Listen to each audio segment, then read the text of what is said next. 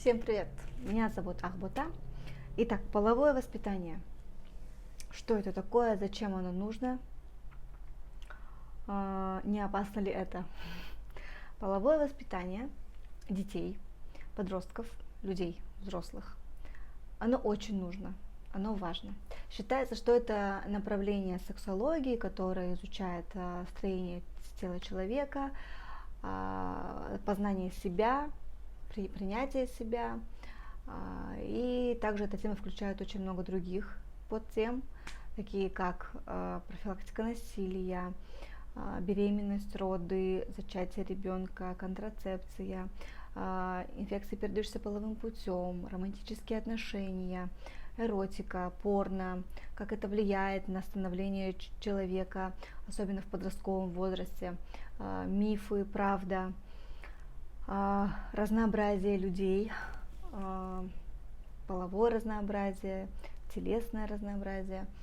Вот, все это изучает половое воспитание. Начнем с того, что обучать половому воспитанию нужно с малых лет, с раннего детства. То есть это с 2 лет, как ребенок начинает задавать вопросы, разговаривать потихонечку. Вот с 2 лет до 7 лет, что ребенок должен знать? Он должен знать название всех частей тела, также в том числе половые органы.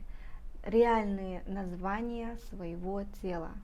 Рука, нога, попа, грудь, вульва, пенис. Это вот в младшем возрасте, что какает он отсюда, писает он отсюда. Затем важно знать также, откуда он появился, как он родился. Не нужно придумывать сказок, что его принес аист, его нашли в капусте. Рассказывайте все как есть на доступном ему языке. Не нужно никаких научных фраз, терминов. Все на детском языке.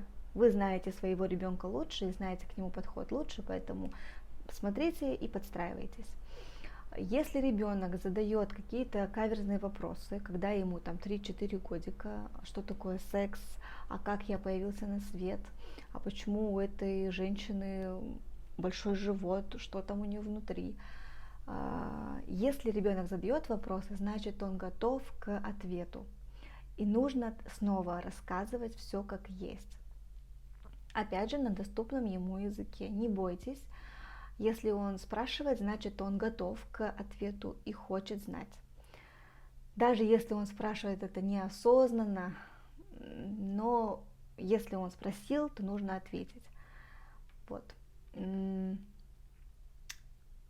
Затем важно, что важно? Как я и сказала, не рассказываем сказки, говорим все как есть. Не смотрим глазами взрослого на вопросы и действия ребенка, потому что ребенок не привносит в эти вопросы и в эти темы какого-то эротизма, какой-то пошлости, извращенности. Он просто задает вопрос, который ему интересен, такой же вопрос, как и: а почему солнце желтое, а почему солнце днем, а луна зимой, ночью, почему зимой идет снег, а летом жарко. Это из категории этих же вопросов. Этот вопрос про половое воспитание любой из той же категории, что и солнце, и луна, и планета Земля. То есть ребенку просто интересно знать, как устроен он, как устроен другой человек, почему он мальчик, а она девочка, почему у мальчика между ног что-то висит, а у девочек какой-то пирожочек. Но, опять же, называем все своими именами. Не придумываем, потому что это очень важно в последующей его жизни, в последующем его развитии. Это своего рода профилактика насилия. И то есть, если ребенок будет знать название своих органов, то ему будет легче объясняться и говорить, и он будет увереннее себя чувствовать. Следующее, обучаемся половому воспитанию мы с рождения и до самой смерти. То есть обучаем ребенка и сами обучаемся мы до конца своей жизни. Просто уже в зависимости от взросления, от ситуации, разные вопросы, случаи бывают, возникают, касаемые и не только вашего ребенка, но и окружающих людей. Возможно, ребенок будет задавать вопросы про кого-то или про что-то. Вот, это тоже важно понимать, что мы никогда не расслабляемся, изучаем вместе с ребенком. Если он задает что-то, и вы не знаете ответа на этот вопрос, не теряйтесь, скажите, что я тебе расскажу потом, завтра расскажу, или когда приду после работы. Если вы не знаете, то вы можете прочитать, найти ответ. Сейчас очень много информации, вот, но обязательно нужно ответить на его вопрос. Не игнорируем, не забываем, а обязательно отвечаем. Подходим и говорим: а помнишь, что у меня спрашивал, что такое секс?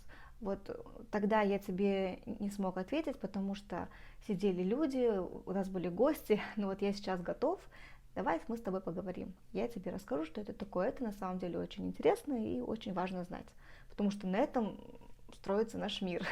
Лучшая профилактика — это знание, то есть никогда не поздно, лучше поздно, чем никогда, опять же, да, нужно обучать, информировать ребенка.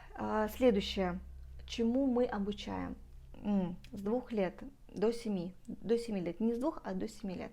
Знакомство с собой, то есть название всех половых органов, где они находятся, для чего они служат, и гигиена, как заботиться о себе, о своих половых органах.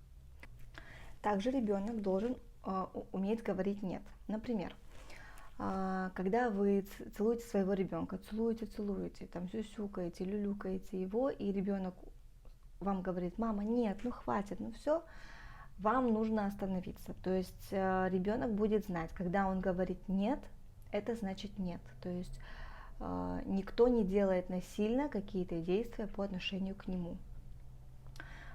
Также он должен уметь определять, это и есть определение своих границ, своего личного пространства, и то же самое он будет применять по отношению к другим, то есть уважать и соблюдать личные границы пространства другого, чтобы он понимал, что можно делать по отношению к его телу и к нему. Рекомендации родителям.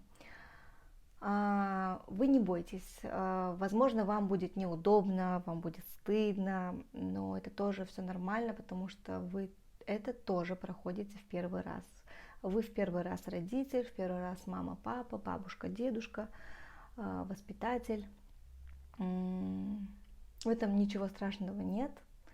Просто нужно принять и понять, что для вас это тоже в первый раз, но это занимательно, это интересно.